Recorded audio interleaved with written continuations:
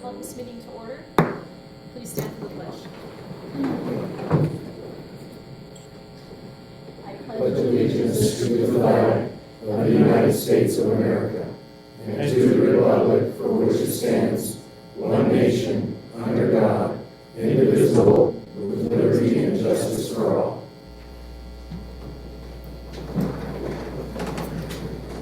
Okay, roll call, please. Mayor Pro Tem Brown? Here. Councilman Bowman? Here. Councilman Schwab? Present. Councilwoman Trenary? Here. Mayor Durham? Here. All right, at this time we will have public. We'll have 5 minutes, and when you approach the podium, please state your name and address. First, we have Ted Borden. Good evening, Mayor and City Council. Ted Borden, Community of Caring Foundation. I just wanted to give a couple of updates. So I came to you about a month ago, and the city was considering sponsorship for Community of Caring for the CDBG grant for our child care center. And obviously, we've withdrawn that request, but I just wanted to thank Mayor, City Council for your consideration of that request. I just wanted to let you know we'll be providing updates to you on a regular basis so you know what's going on in the community in regards to our child care center. Certainly, if you have any questions in regards to that, please let me know in the future. And thanks again to everybody for your consideration and your support of Community of Caring. So I appreciate that. And then just also very quickly, just wanted to congratulate Connie Dodrell again on her 30 years of service to the city. And it was a very nice celebration over at Park and Rec today. And so I just wanted to mention that. Thanks to Connie for all the great work she's done in the community. Keep up your great work. And then I think Rich is going to follow me with a thank you as well. Thank you so much. Awesome, thank you. All right, next I have Rich Ingold.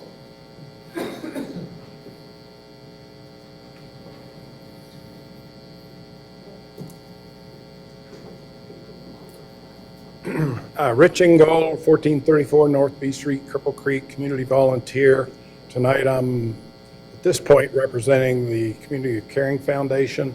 A quick thank you to Frank and Steve DiCamillo and the Public Works crew for making some progress on a chronic drainage problem we have on the south side of 100 East Bennett. And essentially, that much of that street is shaded.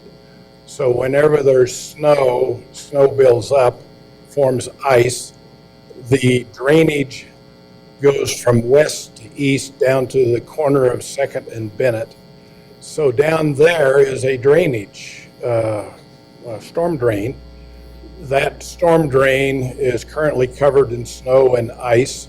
There's there's currently a dumpster there in a way, but the crew made great progress today in clearing the handicap ice areas in front of the building and down the street a ways. I worked quite a little bit this afternoon to chip away some more ice to make that more where the water will flow. It still accumulates because it can't drain. So look forward to their continued help on that. Tomorrow morning, okay. Well, we need to keep the cars away from there so you can get at it this time. So thank you very much for your support of that. It's very important. We're having commodities coming up, distribution Friday. That's a big deal. We have about 70 low-income families that go through there. And so we need to keep it safe for everyone, including our handicap. So thank you very much, Steve and Frank. Appreciate it. Approval of the meeting minutes. Has council had an opportunity to review the minutes from the last meeting? Yep. Any changes or corrections? Okay, can I get a motion, please? I will make the motion that we approve the minutes from the February 7, 2024 regular meeting. I'll second. Vote, please. Councilman Bowman? Yes. Councilman Schwab? Yes. Councilwoman Trenary? Yes. Mayor Pro Tem Brown? Yes. Mayor Durham? Yes. All right, reports. City Administrator. Well, Ted stole mine. It's actually tomorrow. Connie gets 30 years. She's not there yet. So tomorrow, on the 22nd, 30 years, Connie. Thank you, Connie. Today we received a notice from DOLA that we had applied for $100,000 to update our comprehensive plan. We received notice today that we have received that award, so we will start working on updating our comp plan. The last time it was done was 2009. The match, it's a 50-50 match with DOLA. Full House Resorts is putting up the other $100,000. We have a memorandum of understanding between the council and Full House Resorts that they will put up the $100,000 match.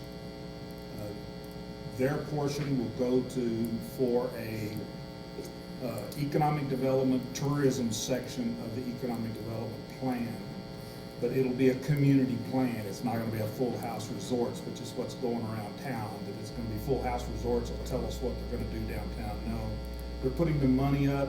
There'll be public hearings. The community gets involved in those hearings with the planner to decide what the community, if anything, they want to do in the downtown area for economic development and tourism. And Ice Castles has announced their closing date will be March 9th. Last year we had meetings with the sheriff's office and everybody. We're going to have those meetings again. We're going to have meetings with the residents around the area. We're going to have meetings with our business people at the end of March to discuss if we want them back and what benefits or what issues we had with Ice Castles during the year, and make a decision.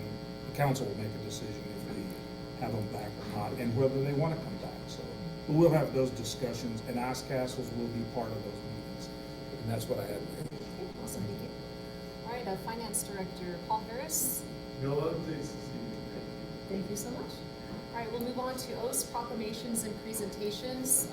First, we have the quarterly update from Newmont Light.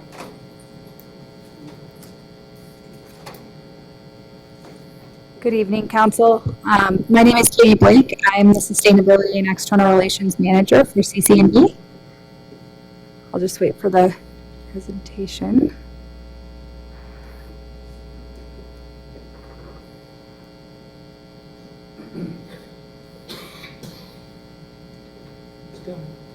All right.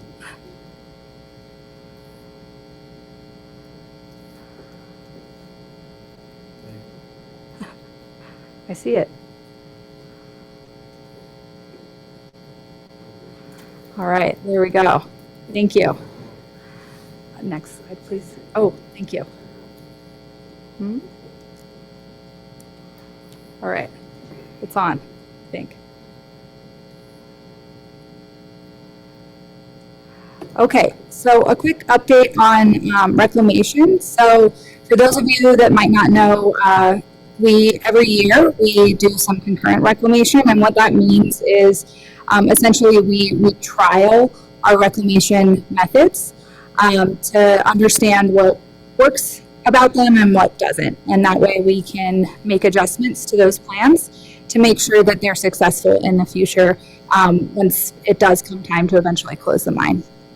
And I always like to clarify that just because we do some concurrent reclamation in an area doesn't mean that we might not go back and mine it at a later date, depending on economics. So when we say concurrent reclamation, it is not final.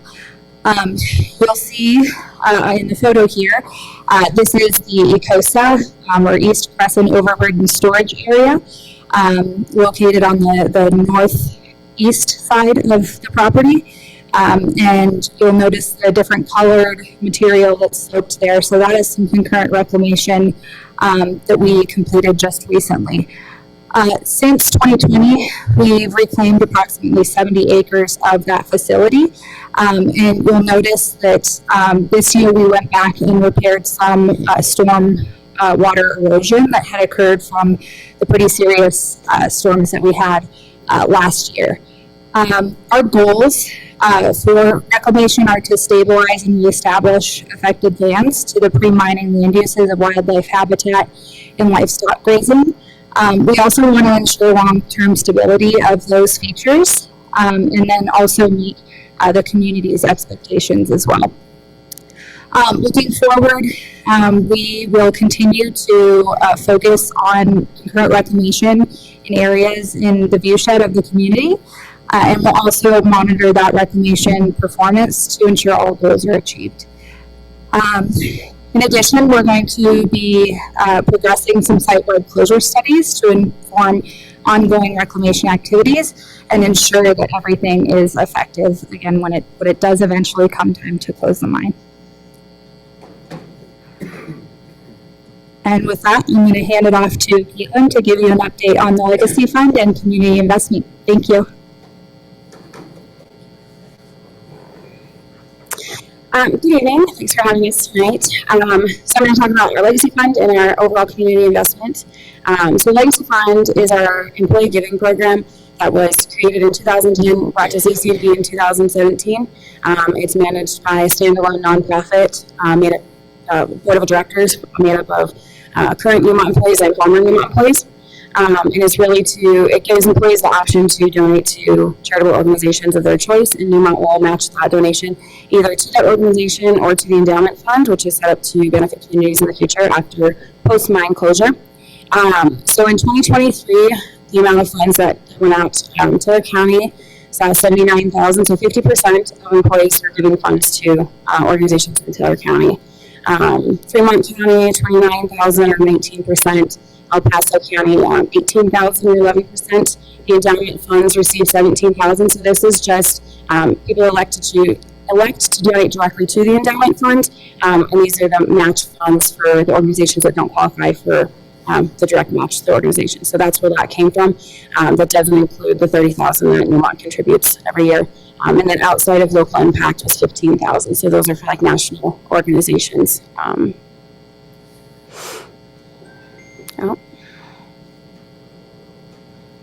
I do this every time I'm here. There we go. Did you click it for me, or did it just? Okay. All right. I shouldn't know how to have electronics. So our 2023 total community investment, our total company contributions, and that's all of these things combined, was just over $500,000. And the reason we talk about this is we recognize that the community cares about our economic impacts outside of our employment opportunities. So our community investment committee contributed $270,000. We contributed $18,500 to scholarships. Annual school grant funding in the amount of $55,000, and that was split between Cripple Creek and Victor, Woodland Park, and Canyon City. So Cripple Creek and Victor both got $20,000. Canyon City got $15,000. Legacy Fund Company match, $80,000, and that matches the $80,000 donations. And then the endowment fund that I spoke of, the $30,000 that comes from the company. And then we contributed $50,000 to the Trout Unlimited Abandoned Mine Land Reclamation Program. Our 2023 volunteer hours, 151 hours over various charitable organizations and events that benefited primarily Taylor County.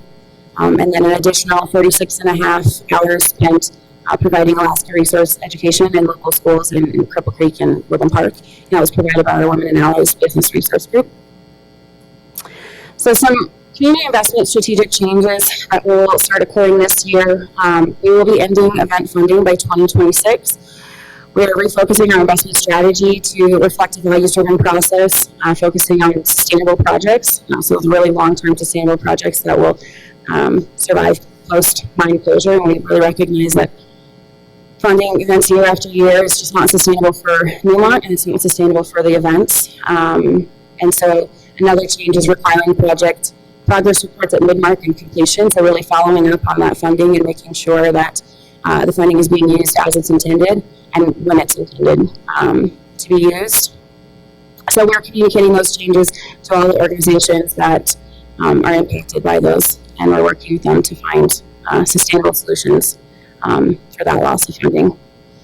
Our investment focus is really on Cripple Creek and Victor, with additional consideration given to Woodland Park, and that's due to how many of our employees and contractors and vendors either live in Woodland Park or travel through Woodland Park to and from work. And our development areas, we're focusing on local economic development, human development, natural resource protection, and cultural and heritage sustenance. Initial review of investment requests. So it's required that they're either a tax-exempt organization, a government agency, or an educational institute. We look at if the request aligns with our mission, vision, and values.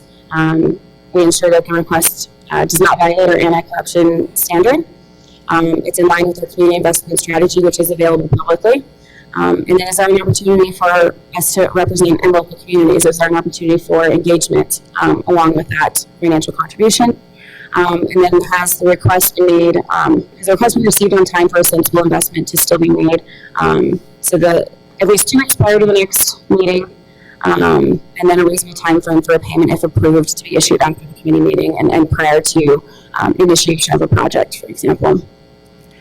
Some reasons for denial include lack of detail. Applicants are not demonstrating ability to help themselves. They're relying solely on a donation from Newmont. Again, that's not sustainable for Newmont. It's not sustainable for the organizations to solely rely on them. And applicants have not acknowledged any past assistance from Newmont. Applicants have failed to demonstrate use of past contributions for their intended purpose, or there's been a lack of progress. And that's really where those strategic changes come into play, ensuring that there's progress reports and making sure that those projects are progressing as they should be. And then, of course, the committee does reserve the right to decline applications based on majority vote, or if there's no compelling applications submitted. So, if there's an event sponsorship or funds to address food insecurity, the food insecurity application holds more weight for us. And I talked too fast, and I'm going to turn it over to Hunter, and I'll stick around if there's any questions about community investment.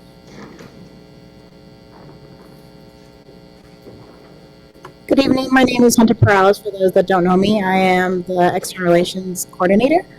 Just going over some local procurement. So our supply chain essentially focuses on local, so that's going to be the community surrounding our operations. And they just ensure that we kind of focus on this to make sure that the economy around us grows, contractors and everything. And then we have to the right just the local spend target from 2022 as well as 2023. We do have the actual spend target as well as results for 2022, but we don't have the results yet for 2023. That should come out for Q2 for the local or the annual sustainability report. Sorry, excuse me. And then just going over some employment, we have some jobs listed on the side. We really try to focus on locality and driving it towards community members. So there's always jobs kind of rotating and everything. If anyone is ever interested or anyone that's ever interested, you can go to jobs.newmont.com just to apply. So. And then we have our upcoming community presentations. The one that's coming on really fast is our community open house for Q1, and that will be at the Victor Community Center on February 29th from 5 to 6 p.m. And then ending with, we have a recycling bin update. So in early December, we did communicate that essentially Teller County Waste was unable to properly recycle a lot of the material because it was contaminated with the waste. So it all just goes to landfill instead. And with the continuation of contamination, essentially it was established that it cannot be done anymore. So that'll be effective immediately, unfortunately. And that's it. Do you have any questions? Okay. So saw the percentages of what money went to what county and community, but what's the at least approximate employees from Teller County, from El Paso County, from about that? I mean, I see where the money went, but where's the employees coming? So you're asking the percentage of employees, like where they live and where they're donating. So I don't know exactly. So I know our workforce base, about 51% of our employees live in Teller County, but I'd have to go back and do some math on what employees live where that are donating through Legacy Fund. Did I understand it right? Okay. I was just kind of wondering where compared the money compared to the people. Yeah, I can do some math. I appreciate everything. Anything else? Yes. All right, thank you so much, you guys. I appreciate it. Thank you. Okay, next we have a presentation by American Legion to recognize Kevin Fisher.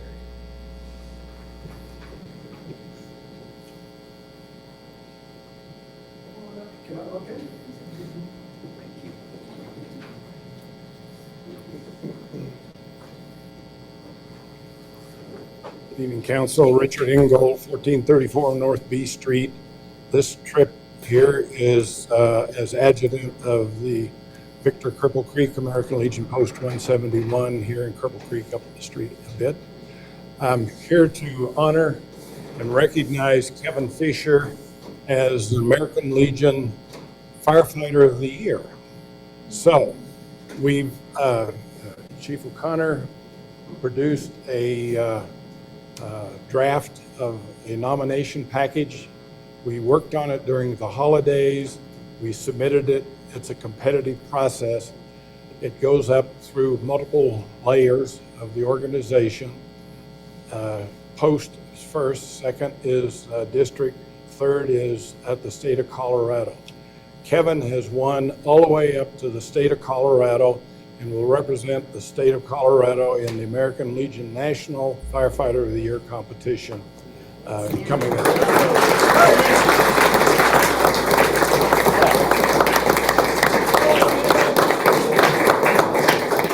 You may wonder what this was based on. Well, number one, Kevin is a really great individual. He's fun. He's a hard worker. He is certainly a very qualified member of the Cripple Creek Fire Department.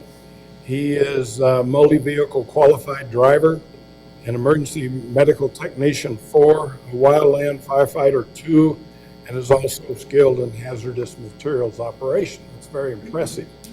So what he does is he responds to calls like everybody on the fire department around the clock under all kinds of conditions, going all different places, and dealing with accidents, illnesses, structures, and woodland fires, not only in Cripple Creek, but in much of Teller County as well. He understands and negotiates the winding, narrow, treacherous mountain roads and driveways as a driver of a pumper, wildland, and aerial fire trucks. So here's an example. About a year ago, west of Colorado Springs, or west of Cripple Creek off of Teller 1, there was a house structure fire on a wooded ridge. So the obvious thing was to respond. It was up a 1,000-foot narrow, treacherous climbing driveway that was snow-packed.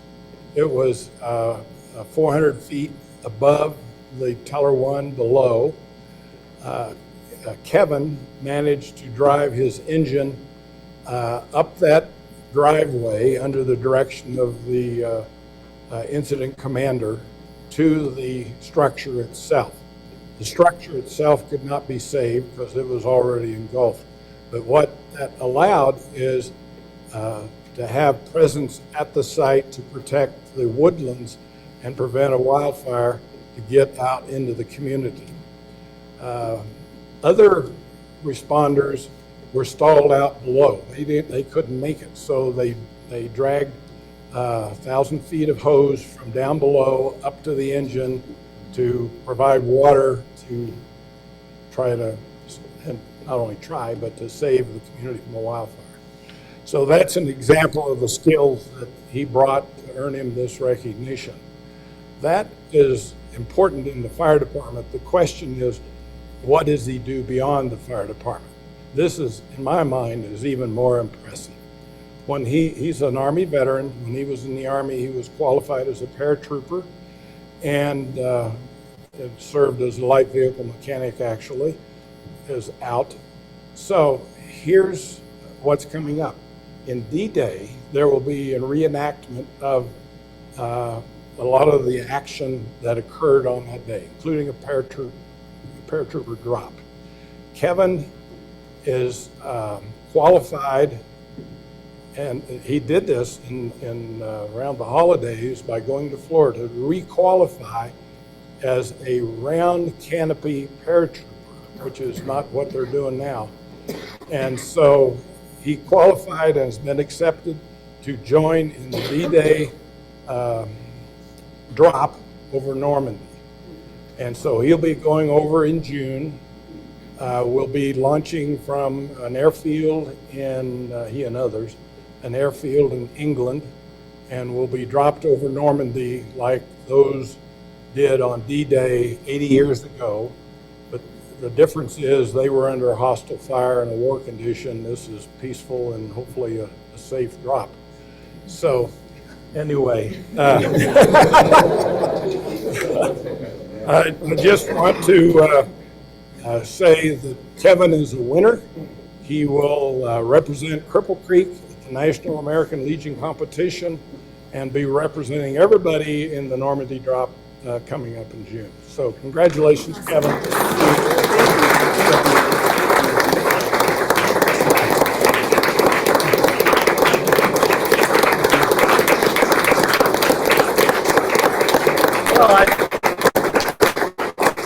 What I'd like to say, it's an honor to represent our veterans here and over there. That's what it's all about.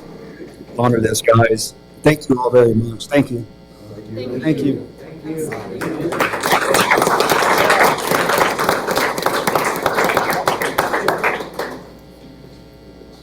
Okay, next we have a gratitude presentation for a monetary donation. Chief O'Connor.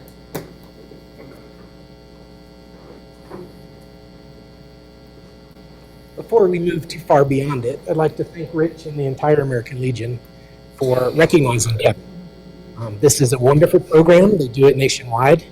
We had a tight timeline, and I certainly appreciate all of Rich's efforts through the holidays to make this happen. Kevin was selected as our 2023 Cripple Creek Firefighter of the Year based on his cohorts. Kevin was voted as the Firefighter of the Year amongst the department. So that's how his name got submitted, and we truly think he's a great representation of the department as a whole. So, in addition to that, I'm here to thank the Zellner family, Dr. Steve and Karen Zellner, for a wonderful donation they made during last year. The equipment that you see in front of you are the new automobile extrication equipment that the department has been able to purchase thanks to the Zellner donation and a grant from the Division of Fire Prevention and Control. The grant was very generous, but would not have allowed us to buy both pieces. Thankfully, the Zellner's generous donations made that possible, and we truly appreciate it. We have a small presentation for them, and they're here today. So I'll ask if Dr. Steve and Karen Zellner can join me. And this simply says an appreciation for your generous donation of extrication equipment to the Cripple Creek Fire Department. So thank you so much.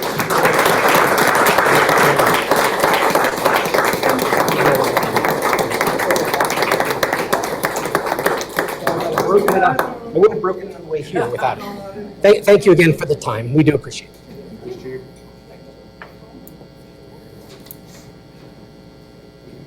We now have a proclamation to recognize the city of Cripple Creek as a Purple Heart City, and we do have a brief presentation before the proclamation.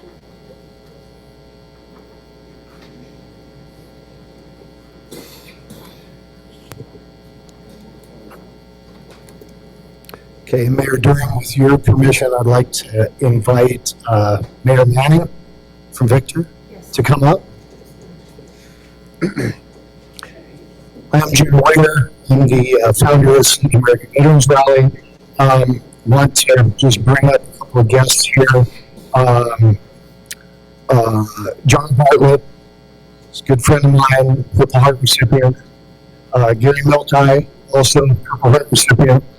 And then Kurt Plush, who is a double Purple Heart recipient, United States Marine, and veteran of Vietnam, like Mr. Bartlett. I get you guys to come up and stand behind me here. I also like to recognize Ray McPeak, who's the rally committee chairman, and Andy Tyler, who's the commander of the VFW post in Woodland Park, and also a member of the rally committee. Good evening, Mayor Durham, council members. It's been a few years. Pam and I are happy to once again be addressing the Cripple Creek Council on this auspicious occasion. The Purple Heart is a United States military decoration awarded in the name of the President to those wounded or killed while serving in the U.S. military on or after 5 April 1917. With its forerunner, the Badge of Military Merit, which took the form of a heart made of purple cloth The Purple Heart is the oldest military award still given to U.S. military members. The award was established by George Washington, then Commander-in-Chief of the Continental Army, by orders from his Newburgh, New York headquarters on 7 August 1782. The badge of military merit was only awarded to pre-Revolutionary War soldiers by Washington himself. Washington then authorized his subordinate officers to issue badges of merit as appropriate. Although never abolished, the award of the badge of merit was not proposed again officially until after World War I. The Purple Heart Trail was established in 1992 by the Military Order of the Purple Heart. The Purple Heart Trail originates at the monument in Mount Vernon, Virginia, which is the burial location of General George Washington. The purpose of the Purple Heart Trail is to create a symbolic and honorary system of roads, highways, and bridges and other monuments that give tribute to the men and women who have been awarded the Purple Heart Medal. The Purple Heart Trail accomplishes this honorary goal by creating a visual reminder to those who use the road system that others have paid a high price for their freedom to travel on and live in a free society. Signs placed at various locations annotate those roads and highways where legislation has been passed to designate parts of the national road system as the Purple Heart Trail. There are currently designated Purple Heart Trail sections in 45 states as well as beyond. In order for a city, county, or town to become part of the Purple Heart Trail, it is first be designated as a Purple Heart community. On August 19, 2023, the Select American Veterans Rally Committee took this first step of bringing Teller County into the fold of the Purple Heart Trail.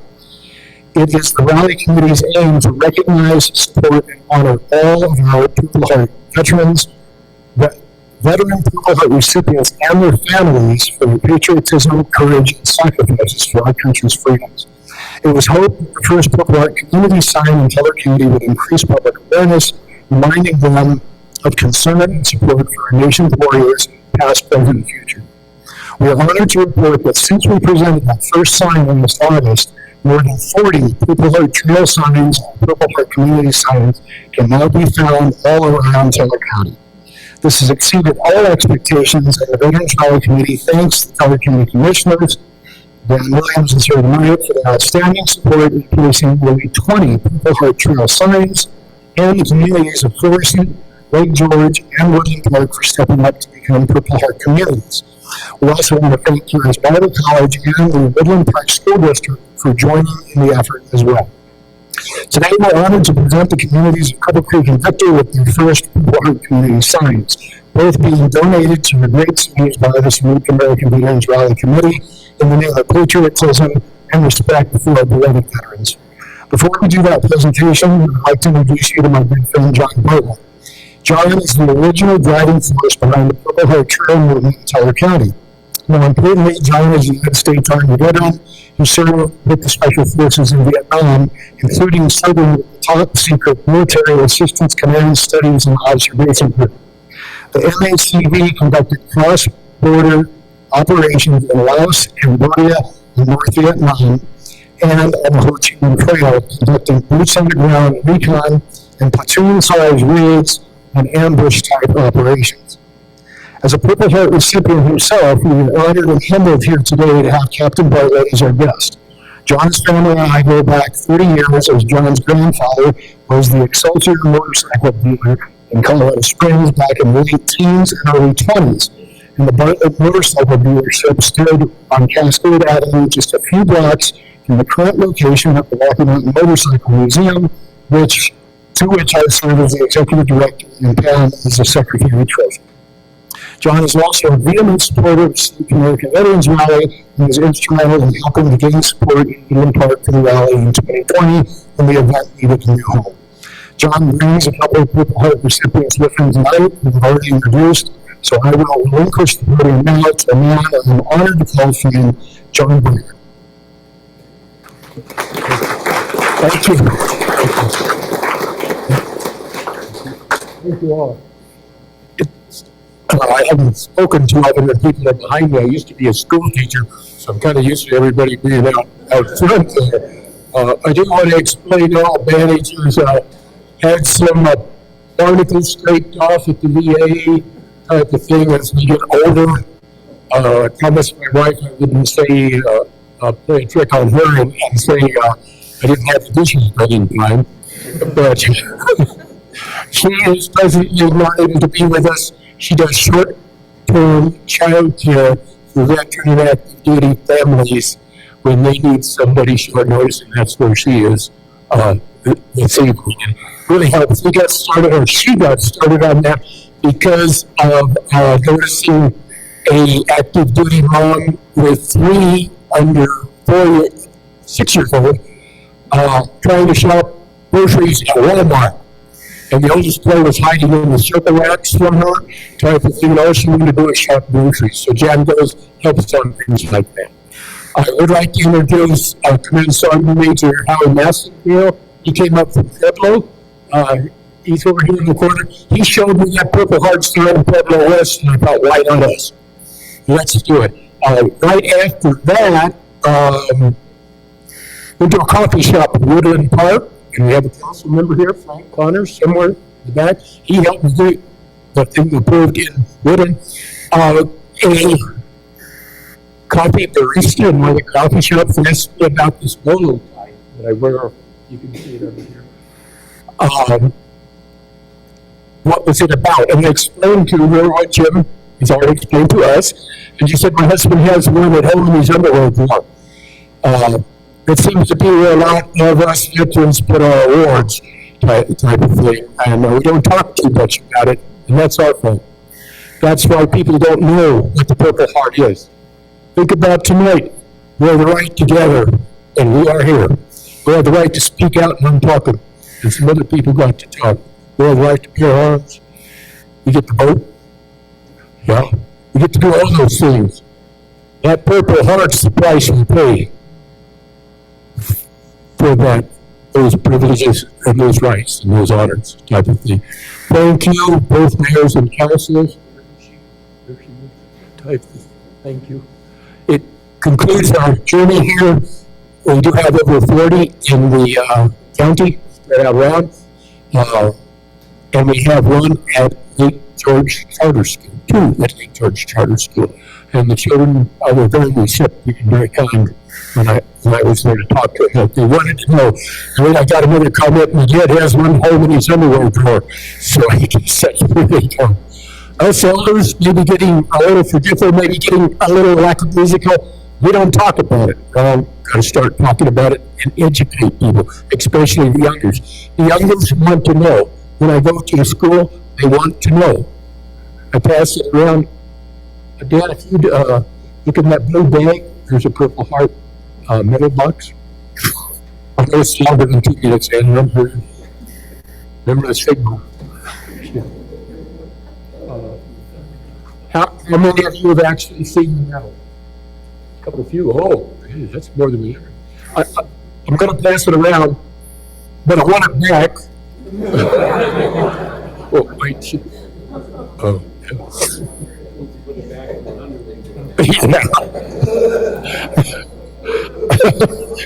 You got me on that one. So what my goal is education and public knowledge so that the people know and that we answer the questions and we honor those who suffered, which includes the families. They suffer too. It's a life-altering event to go on notification of next of kin and tell that family, especially the mom or the wife, here's your husband's Purple Heart. He was killed in action. It is a life-altering event. I don't know that I can recommend you go do it. I guess I run out of words on that one, but yeah, I'm sure you all understand. Thank you again for letting me come here and speak. Thank you for helping us with these. And I want to say one final thing about Commissioner Williams. He was an Apache pilot. An Apache pilots fly a helicopter and they save lives in combat. I wouldn't be here today if it wasn't for a heli pilot and a Cobra pilot. 4 times over. I've gotten to see my children grow into the men and women I want them to be, my wife and I. And now we're seeing the granddaughters in college. And there's 2 wildflowers in there, but we'll see how they do.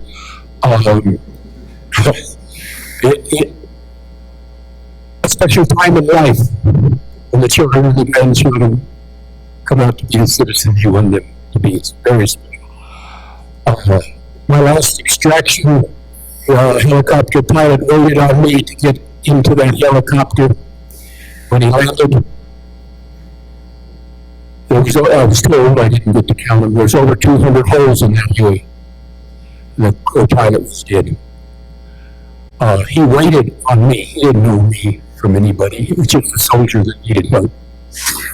And they asked what else from my sergeant that was talking to me. He said, that pilot got out of that, shot at bird, walked over into another one and got in. It fired it up and went to get more soldiers out. Dan does that kind of stuff. We have it by word of mouth of the citizen until our county personally saved his life on Beltran. Dan, thank you for those things. He doesn't want you to see it here.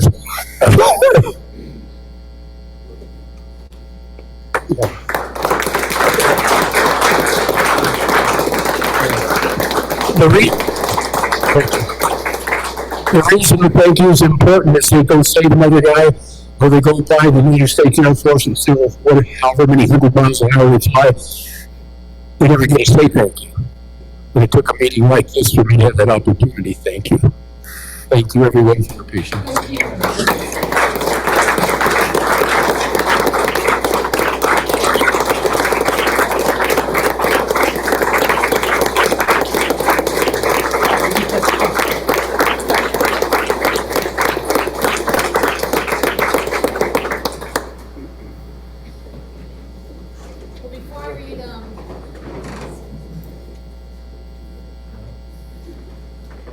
Before I read this proclamation, I just want to express my sincere gratitude to the Rally Committee for partnering with Captain Bartlett to bring this opportunity to Teller County. I am very proud to live in this county because this is a patriotic county. I'm a huge supporter of veterans. I think I've made that very clear over the years, and so thank you for donating the first sign. But most importantly, thank you to our Purple Heart recipients. I'm so grateful that we have this opportunity to do this, and I read the following proclamation. I'm very honored. Whereas the Purple Heart is the oldest military decoration in present use and was created as the badge of military merit by General George Washington in 1782, and whereas the Purple Heart was the first American Service Award or decoration made available to the common soldier and is awarded to members of the United States Armed Forces who have been wounded or paid the ultimate sacrifice in combat with a declared enemy of the United States of America. And whereas the mission of the Military Order of the Purple Heart is to foster an environment of goodwill among the combat wounded veteran members and their families, promote patriotism, support legislative initiatives, and most importantly, to make sure we never forget. And whereas Cripple Creek has a large, highly decorated veteran population, including many Purple Heart recipients, and the people of Cripple Creek have always supported our military veteran population.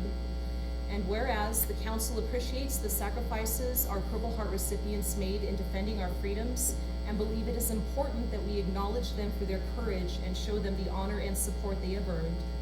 And whereas the council desires that the city of Cripple Creek be part of the National Purple Heart Trail, a symbolic network of highways, bridges, and other monuments that display signs to commend veterans who have been awarded the Purple Heart Medal and to serve as a visual reminder to drivers using the roads that others have paid a high price for their freedom to travel and live in a free society.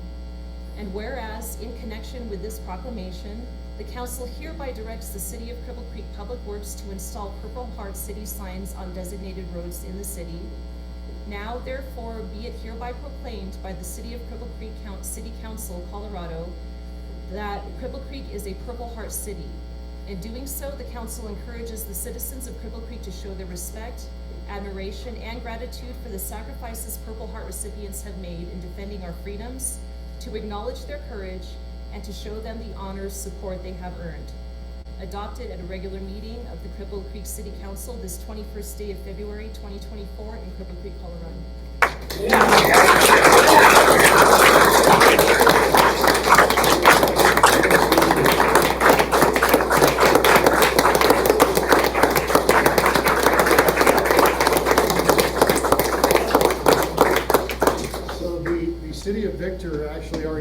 their proclamation, I think, in December or January. But we have Victor's sign here, so we get council to stand here behind the signs. If I can get the Purple Heart Vets up here. We'll take a couple pictures. Everybody wants a photo. Stand right here, Captain Bartlett. Yes, sir. You and Gary can stand on this side.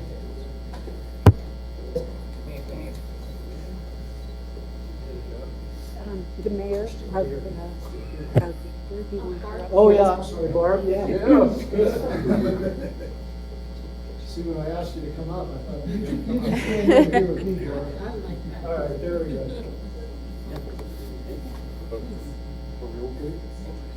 All right.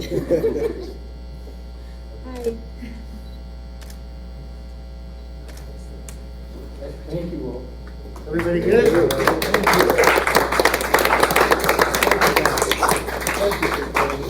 Thanks, sir. Thank you. I'll come around. I'm going to shake your hand. Thank you so much.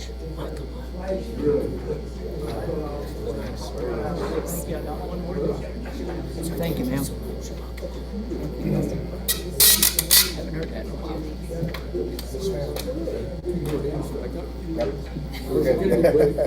I'm 75 now, so God bless you.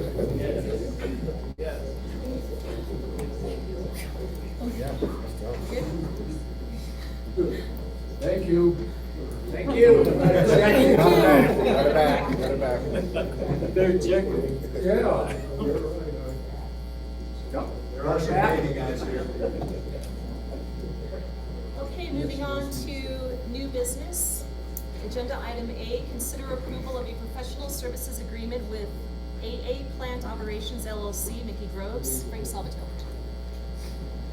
Well, Mickey has been with the city for 30 years. He's treated the water coming into town for everybody and also treated the water going out.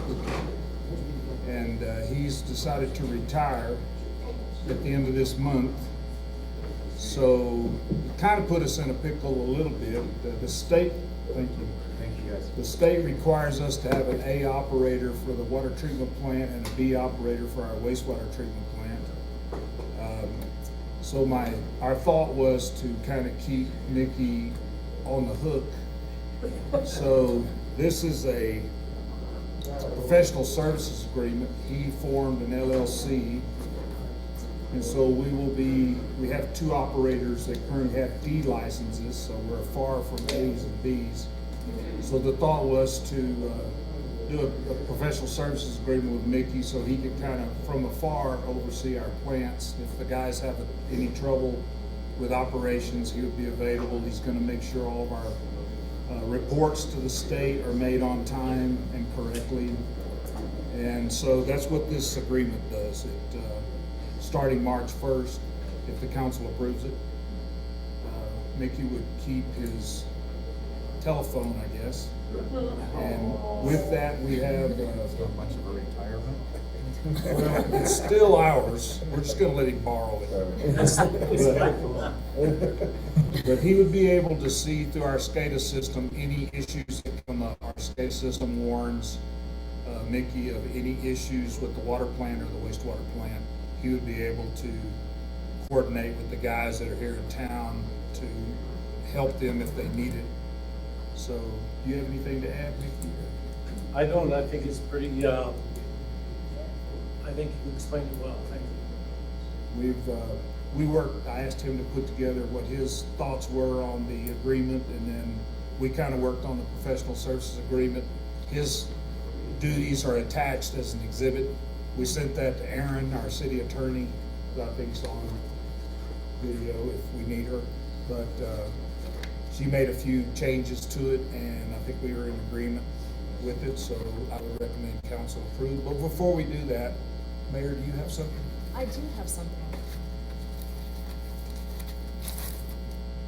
Nick, you've got to get out of your chair. Yes. Come on.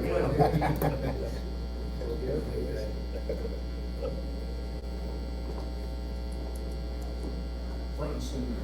Yeah, we're gonna make you do it. Oh.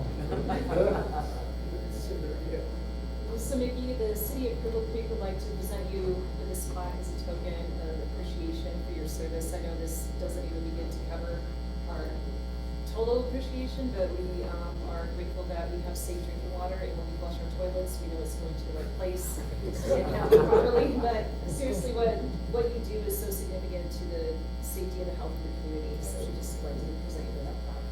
Thank you very much.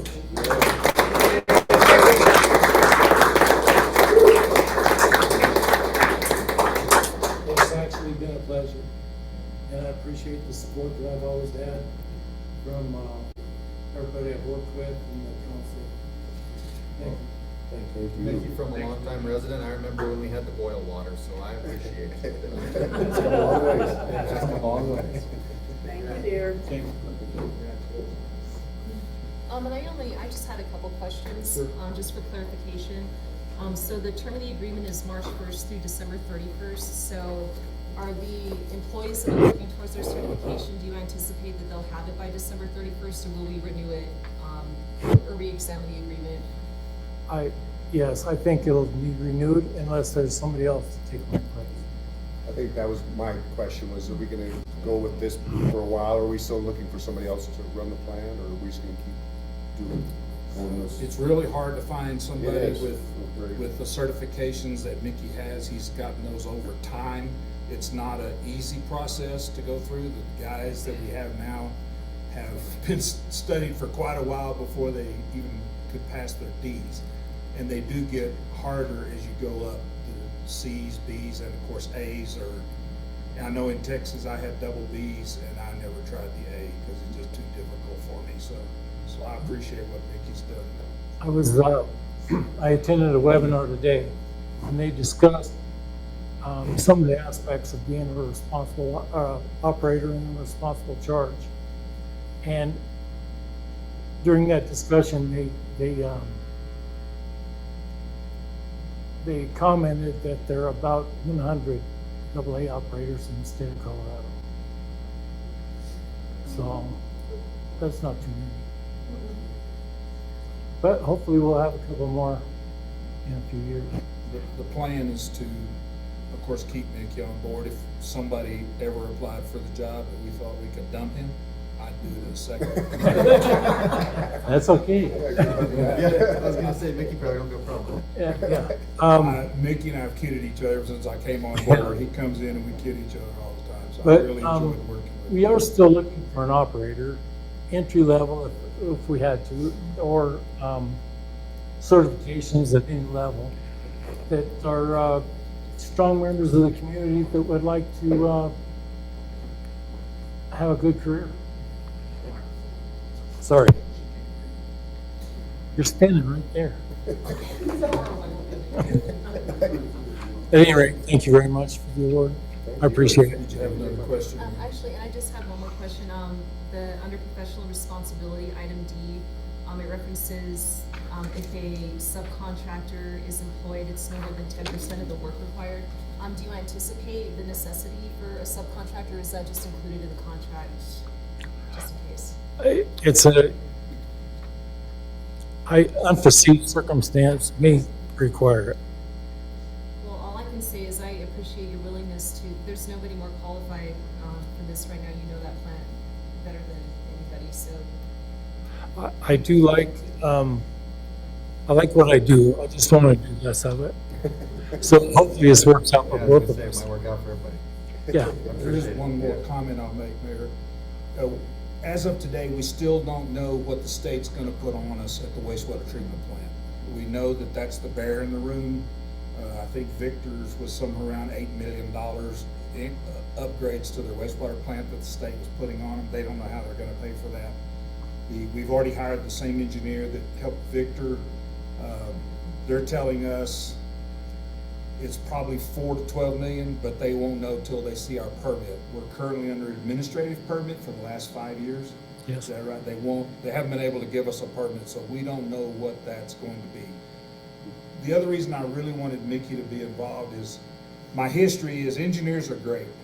If there's any here, you're great. But sometimes they don't look at operations as much as they do, let's get it what they need to treat the stuff. But they don't look at what Mickey looks at as, let's make sure that whatever they build, it operates, and we don't have to have people out there 24 hours a day, 7 days a week operating the plant.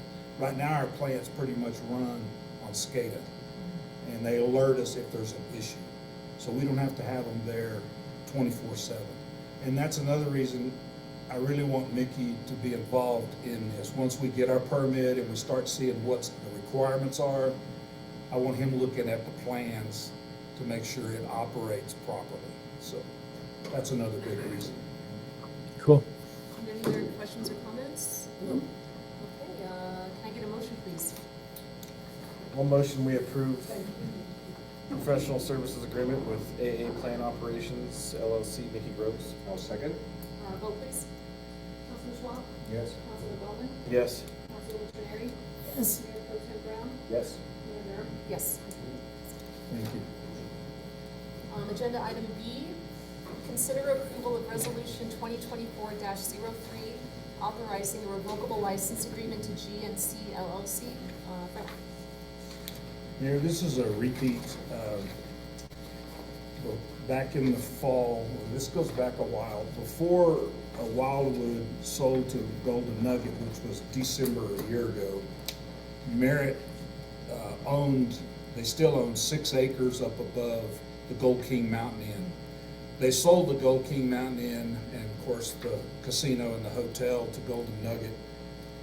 Prior to that, I was talking to Mr. Canfora about access to his 6 acres that they were going to retain.